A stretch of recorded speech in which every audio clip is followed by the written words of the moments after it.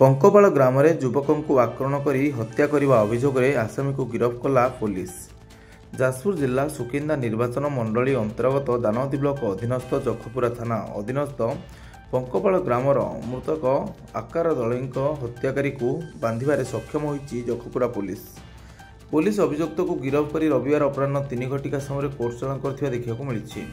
ସୂଚନା ମୁତାବକ ବ୍ୟକ୍ତିଗତ ସମସ୍ୟାକୁ କେନ୍ଦ୍ର କରି ପଙ୍କପାଳ ଗ୍ରାମର କୈଳାସ ଦଳାଇଙ୍କ ପୁଅ ଆକାର ଦଳେଇକୁ ଏକ ବାଉଁଶ ସାହାଯ୍ୟରେ ପିଟି ହତ୍ୟା କରିଥିଲା ଜେନାପୁର ଥାନା ଅନ୍ତର୍ଗତ ରେଖିଦେଇପୁର ଗ୍ରାମର ଅଟଳ ସେଠୀକୁ ସ୍ଥାନୀୟ ପୋଲିସ ଗିରଫ କରି ଆଜି କୋର୍ଟ ଚାଲାଣ କରିଥିବା ଦେଖିବାକୁ ମିଳିଛି। ଅଭିଯୁକ୍ତ ଅଟଳ ସେଠୀ 1 ମାସ ଧରି ପଙ୍କପାଳ ଗ୍ରାମର ରାଜମିସ୍ତ୍ରୀ ଭାବେ କାର୍ଯ୍ୟ କରୁଥିଲା।